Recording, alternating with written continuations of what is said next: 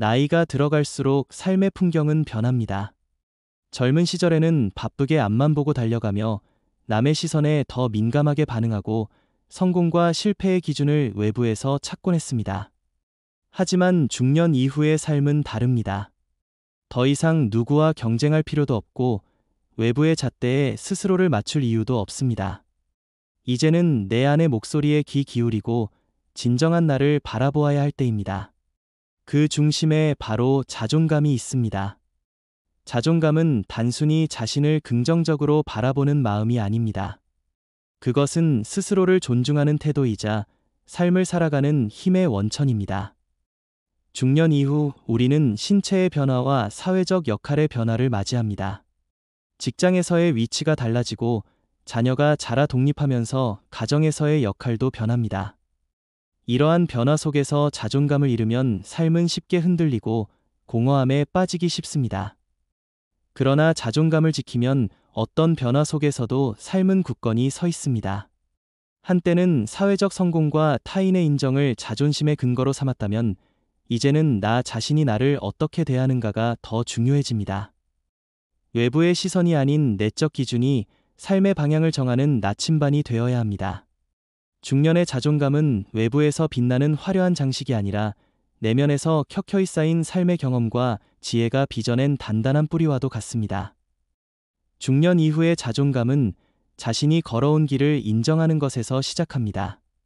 완벽하지 않은 삶이라도 그 안에는 수많은 도전과 인내, 그리고 사랑이 있었습니다.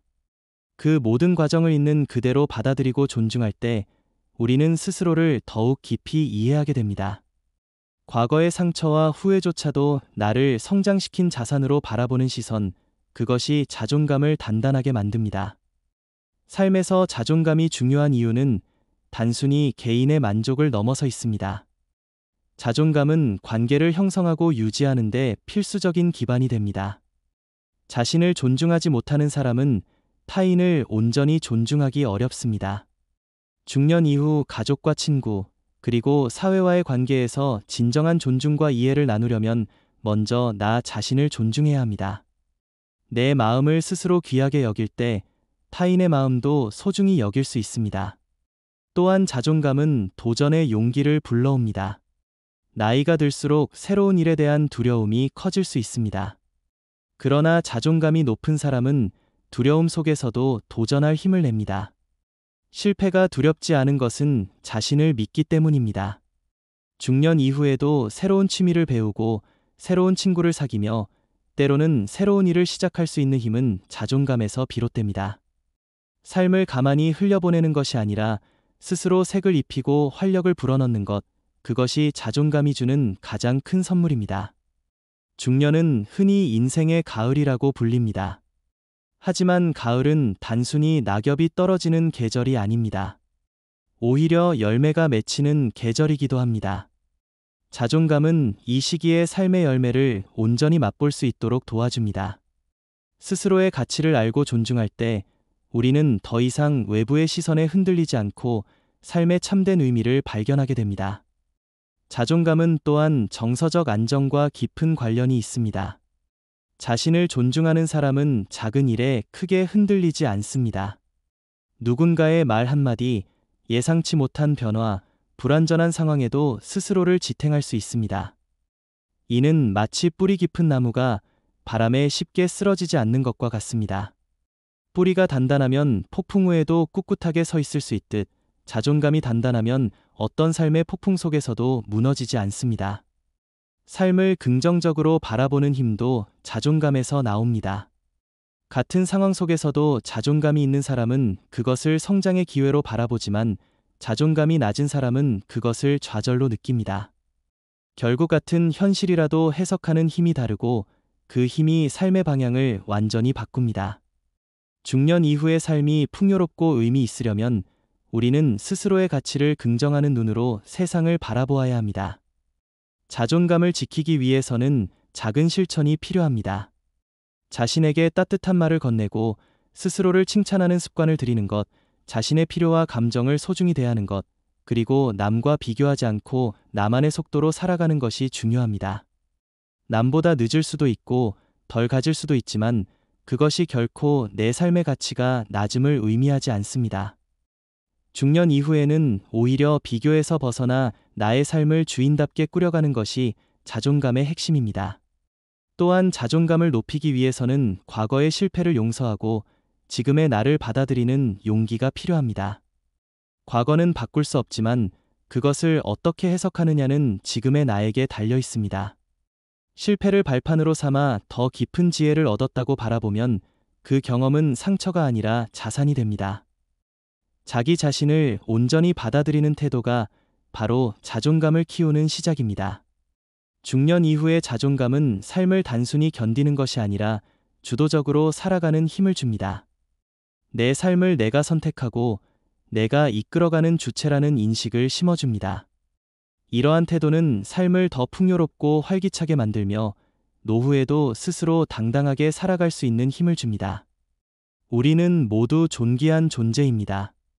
나이가 들었다고 해서, 사회적 위치가 달라졌다고 해서 그 존귀함이 사라지지 않습니다. 오히려 더 많은 경험과 지혜가 쌓여 한층 빛나는 존재가 됩니다. 중년 이후 자존감을 지킨다는 것은 바로 이 존귀함을 스스로 인정하고 지켜내는 일입니다. 오늘 말씀드린 자존감은 중년 이후 삶의 방향과 질을 결정짓는 중요한 힘입니다. 자신을 존중하고 사랑할 때 우리는 더 깊이 있는 삶을 살아가고 더 평온한 마음으로 노후를 맞이할 수 있습니다. 지금 이 순간 스스로를 존귀한 존재로 바라보시기를 바랍니다. 오늘의 이야기가 여러분의 마음에 작은 울림이 되어 삶을 더욱 따뜻하고 단단하게 살아가시는 데 도움이 되기를 바랍니다. 끝까지 시청해주셔서 감사드리며 앞으로도 삶과 철학, 그리고 행복한 노후를 함께 나누는 이야기를 이어가겠습니다. 구독과 좋아요 부탁드립니다. 중년 이후의 삶에서 자존감은 단순한 감정의 문제가 아니라 매일의 삶을 지탱하는 기둥과도 같습니다. 신체의 변화가 찾아오고 과거와 같은 에너지를 유지하기 어렵더라도 자존감이 있다면 삶은 여전히 빛을 잃지 않습니다. 몸은 늙어도 마음은 꺾이지 않고 오히려 더 깊고 단단해지는 지혜를 품을 수 있습니다. 자존감은 건강에도 깊은 영향을 미칩니다. 스스로를 존중하는 마음은 자신을 돌보는 습관으로 이어집니다. 건강을 관리하는 것도 결국 나를 사랑하고 존중하는 행위의 한 부분입니다. 운동을 꾸준히 하고 음식을 절제하며 충분한 휴식을 취하는 모든 노력은 내 삶을 소중히 여기는 자존감에서 비롯됩니다. 반대로 자존감이 낮으면 자신을 방치하게 되고 이는 결국 신체적 건강에도 부정적인 결과를 가져옵니다. 그러므로 자존감은 마음의 문제를 넘어 몸의 문제와도 긴밀히 연결되어 있습니다. 인간관계 역시 자존감의 반영입니다. 자신을 존중할 줄 아는 사람은 타인을 존중할 수 있습니다. 내 마음이 비루하고 초라하면 타인의 말 한마디에도 쉽게 상처받고 비교 속에서 불안정해집니다. 그러나 자존감이 높으면 타인의 말과 행동에 흔들리지 않고 자신만의 평온함을 유지할 수 있습니다. 이는 중년 이후 가족과 지인, 사회와의 관계에서 갈등을 줄이고 더 따뜻한 관계를 만들어줍니다. 중년은 인생에서 사회적 역할이 변화하는 시기입니다. 직장에서 은퇴를 앞두거나 이미 퇴직 후의 삶을 살아가는 이들도 많습니다. 더 이상 사회적 직함이나 지위가 나를 정의해주지 않는 상황에서 나를 붙잡아주는 힘은 오직 자존감뿐입니다. 외부의 인정이 사라져도 스스로를 존중할 수 있다면 어떤 환경 속에서도 당당하게 설 수 있습니다.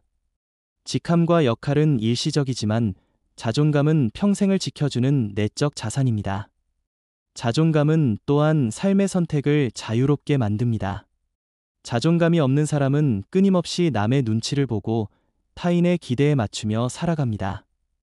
그러나 자존감이 단단한 사람은 자신이 원하는 삶을 선택할 수 있는 용기를 가집니다. 중년 이후야말로 남이 아닌 나의 삶을 살아야 하는 시기입니다. 이 시기에 자존감을 잃지 않는 것은 내 삶을 내가 주인으로서 살아가기 위한 가장 중요한 조건입니다. 자존감은 노후의 고독을 이겨내는 힘이 되기도 합니다. 나이가 들면 자연스레 인간관계는 줄어듭니다. 친구는 하나둘 세상을 떠나고 자녀는 각자의 삶을 살아갑니다. 그럴 때